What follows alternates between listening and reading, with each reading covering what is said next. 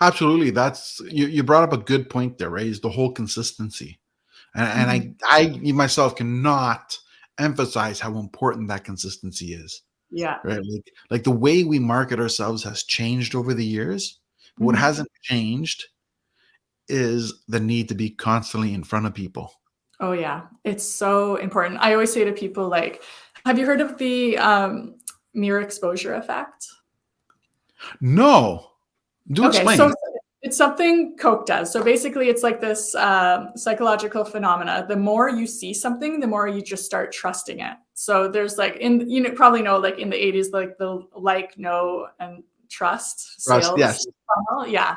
So it's basically that. It's like the more people see things, the more they feel like they know you, and the more they know you, they feel like they trust you. And then guess what happens? They give you their money because they trust you.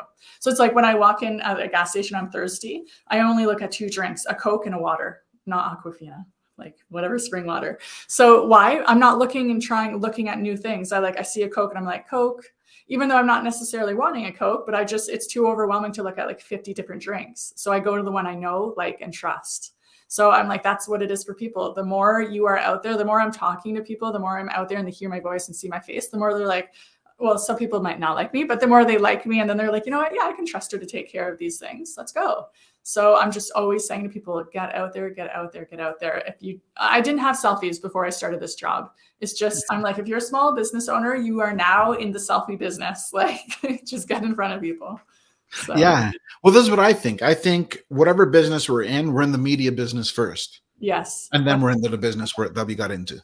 Yeah. Like at least in 2022.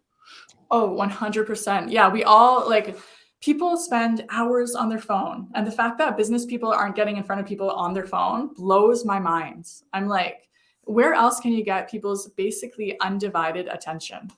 Nowhere. So, yeah, Yeah, people still think that social media is like a fad, like the internet was a fad 20 years ago.